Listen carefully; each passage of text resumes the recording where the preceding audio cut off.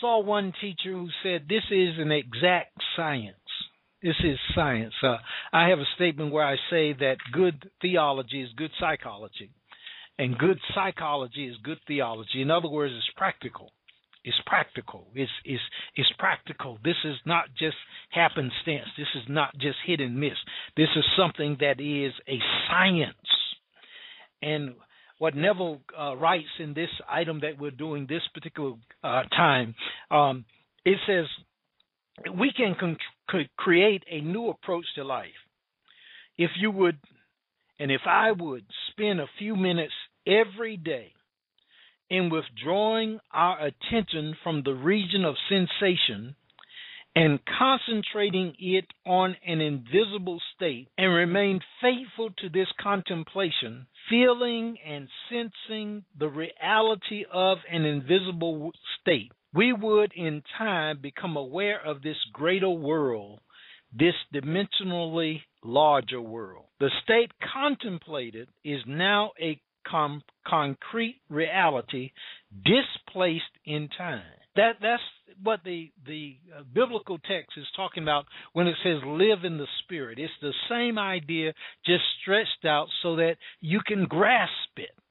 There are only a few principles, few laws that run the universe, the entire universe.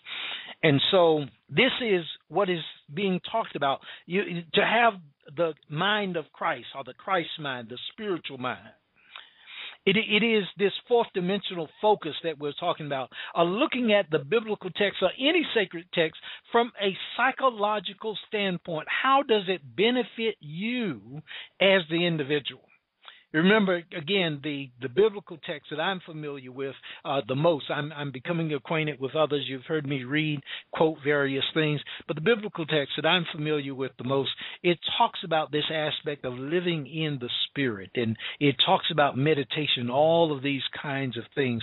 And this particular aspect of taking your attention or withdrawing your attention from the region of sensation, that's when Jesus the Christ mentioned the aspect of going into your closet, finding your secret place, your safe place. There's a song that says, I come to the garden alone. That's what we're talking about here. That's what we're talking about here. This thinking fourth dimensionally. You are in the Spirit. And this is exact science. It works when you work it. Why is it not working for many people? Because of the fact that they are not actually working it. They want to say that they are working it, but they are not actually working it, because when you work it, it will work.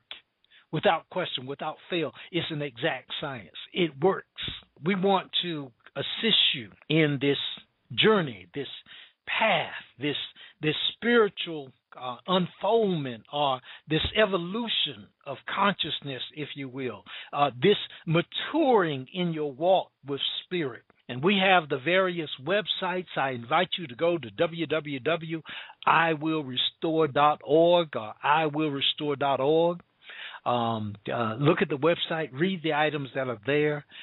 There is the website, iwillrestore.org, because remember, you desire it, you decide it, you're definite about it, you vision it, you visualize it, you vibrate it, you be it, you believe it, you see it, you say it, you shout it, you dance it, you feel it, you act it, you embody it, and all of that could take place in a moment that you've prepared to step into. That you've prepared to step into. All of it can take place in a moment. You know, one moment is all it takes to change your life. But you prepare for that moment. You prepare for that moment. And so that's what we're doing in regard to our programs on Blog Talk Radio. And I'm going to come back and read another item in regard to this, because when you're using this, as we said, this exact science, there's a writer, a mystic who was named Dr. Ernest Holmes. He made a very clear statement. He says, to use any knowledge that you have, you've got to be convicted that it's true. It must be sound and it must be logical. In your mind, there can be no maybes, no perhapses, no doubts. Intellectually and emotionally, it must be accepted as right and correct. Must have a firm foundation to start, not a shaky foundation. Same thing that you will find in other biblical statements or in other sacred texts. If sometimes there's a conflict between the new idea that you are embracing and the old ones that you already have, you got to resolve that conflict. You got to make a decision. How? Which one makes sense? Which one is the most logical? Which one appears to be the most workable? For thought, this fourth dimensional thinking that we're talking about, to be productive in any respect, it has to be clear, well-defined, simple, direct. If you're indecisive, if you've got doubts, remember the text says you won't receive anything when you got doubts. Vacillating thinking will never accomplish anything. And so how do you practice? Just in a few minutes every day. You're building up like you're building a muscle. You're building like you're building a muscle. And then look at restore matrix. And then I will restore is one word, just all the way written across. I will restore, all connected. And then restorematrix.com. Restorematrix.com is also just one word with .com, and then I will restore.org are things that we've done and written that will help you to actually move into this place. And if you're passionate about what you want, then it's worth the time, because it's just one moment, that's all you need, and your life is changed. Your life is changed.